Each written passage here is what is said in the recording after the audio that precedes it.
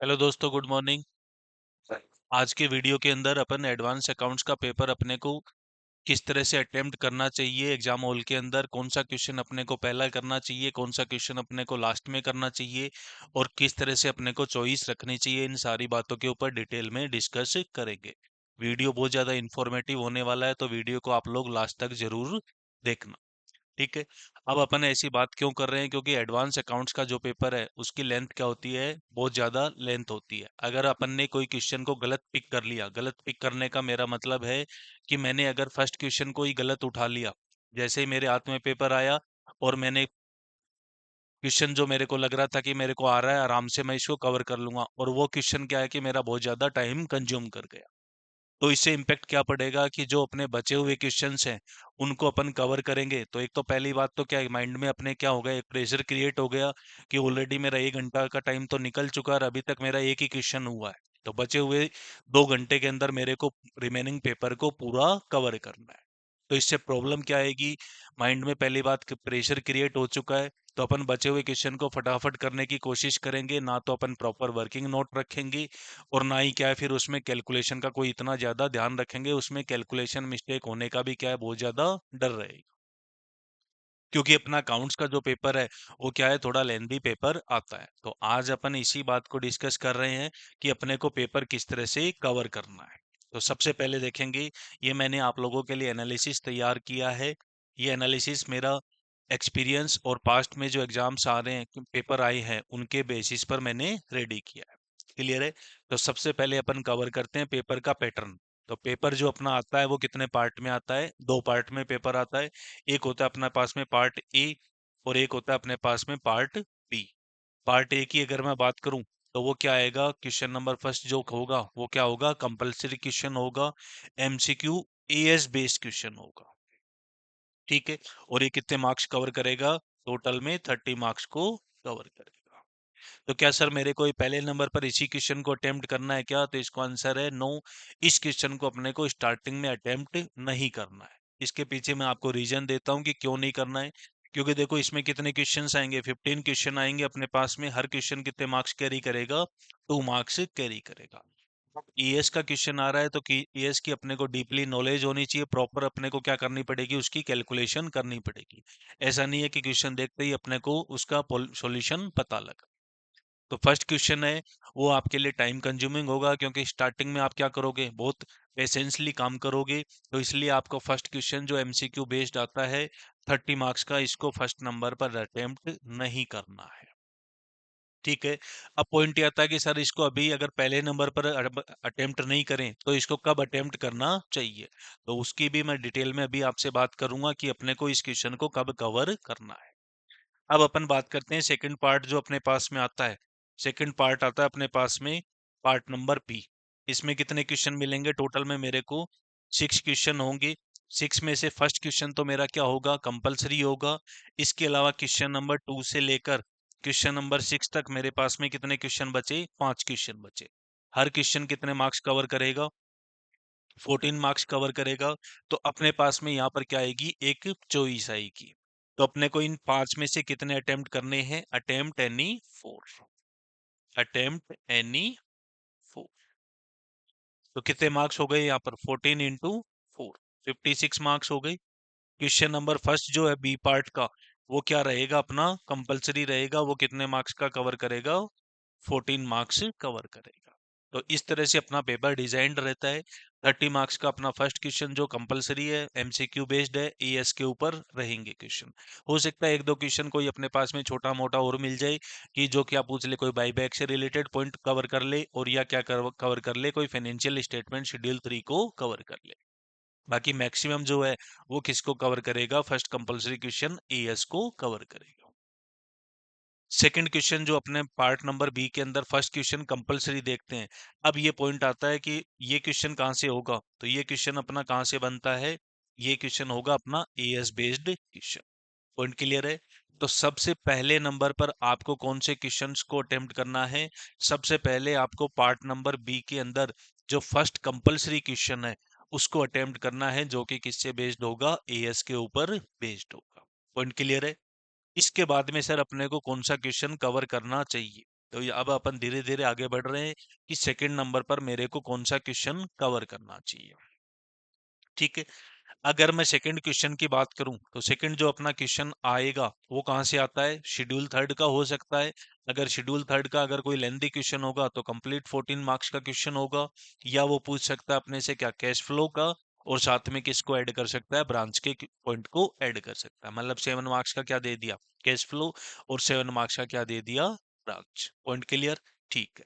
लेकिन अगर मान लो कि उन्होंने मेरे से क्या पूछ लिया, सेकंड क्वेश्चन में कंप्लीट 14 मार्क्स का पूछ लिया, थर्ड क्वेश्चन जो आएगा वो कहाँ से फ्रेम होगा फिर, या तो कैश फ्लो से फ्रेम होगा या फिर कहाँ से होगा, एएस से फ्रेम होने के चांसेस। क्लियर है? हो सकता है कि 8 नंबर का क्या पूछ ले, कैश फ्लो पूछ ले, और 6 नंबर का क्या पूछ ले, अपने से अकाउंटिंग स्टैंडर्ड से कोई पॉइंट कवर कर ले।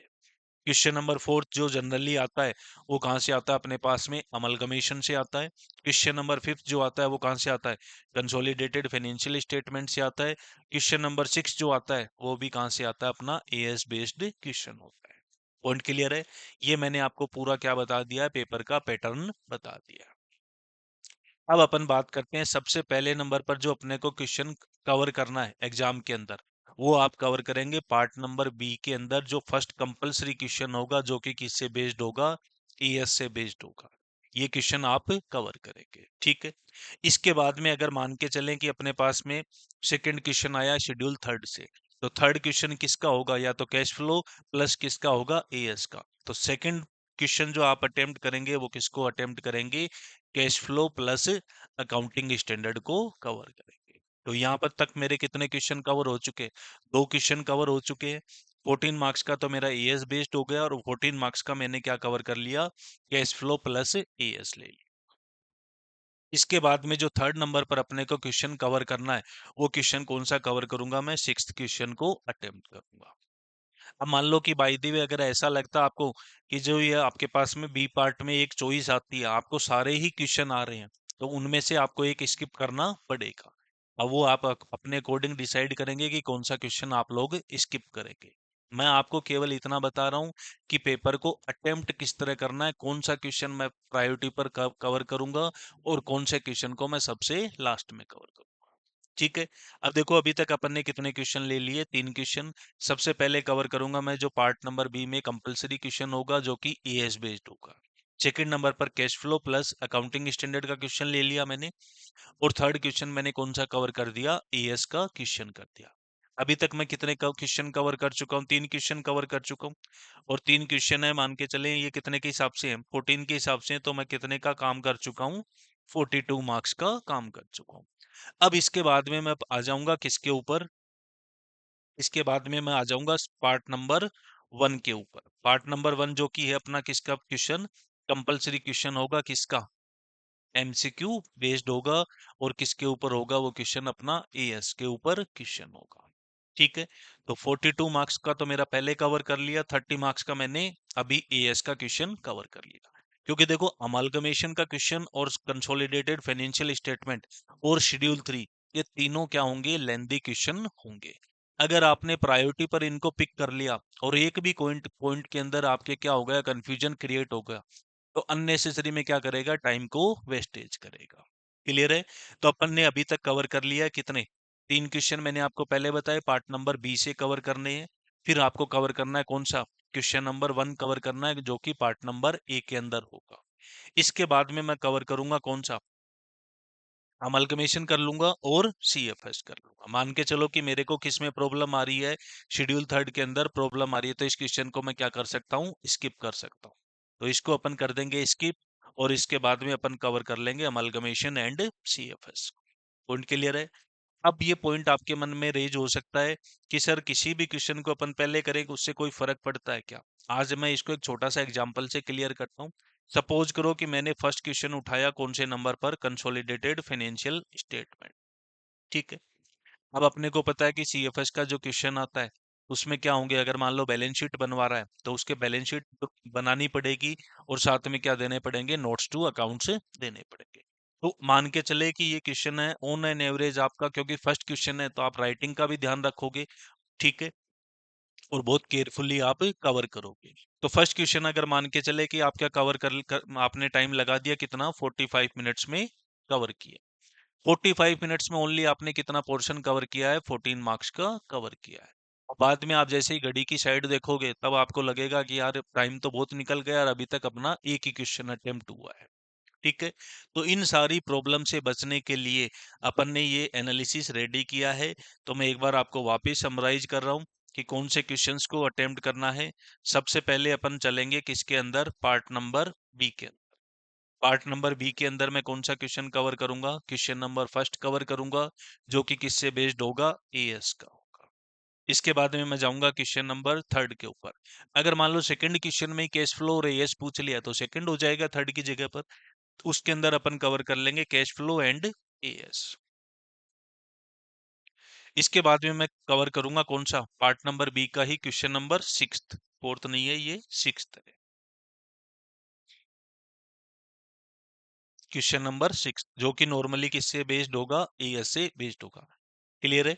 हो सकता है कोई कोई 3-4 नंबर का इसके अंदर कोई और पॉइंट कवर कर ले। अगर मान लो कि यहाँ पर अपने पास में कैश फ्लो दे दिया और एएस दे दिया तो हो सकता है कि यहाँ पर दो क्वेश्चन किसके कवर होंगे, एएस के होंगे, और एक क्वेश्चन किसका कवर कर लेगा, ब्रांच का कवर कर लेगा। पॉइंट क्लियर है।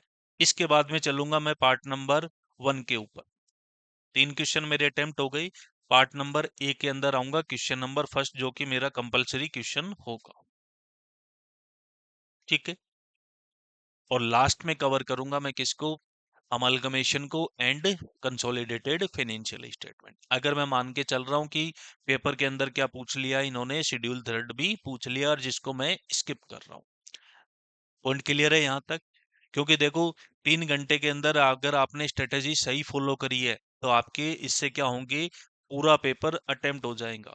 और अगर बाई द वे मान लो आपने पेपर अटेम्प्ट करने में स्ट्रेटेजी गलत लगा दी, चाहे आप पूरे साल कितने भी पढ़े हो, आप 100 मार्क्स का पेपर प्रॉपर वे में कवर नहीं कर पाओगे। तो मेरा वीडियो बनाने का पर्पज यही था कि अपने को अकाउंट्स का जो पेपर है उसको किस तरह से अटेम्प्ट करना है। वीडियो अगर इंफॉर्मेटिव लगा है तो दोस्तों के साथ में शेयर करें, चैनल को सब्सक्राइब करें और बेल आइकन प्रेस करें। ठीक है। मिलते हैं अगले वीडियो के अंदर जिसमें आपको मैं कवर करूंगा कि कोस्टिंग का पेपर अपने को किस तरह से अटेम्प्ट करना चाहिए। तब तक के लिए बाय बाय, टेक केयर।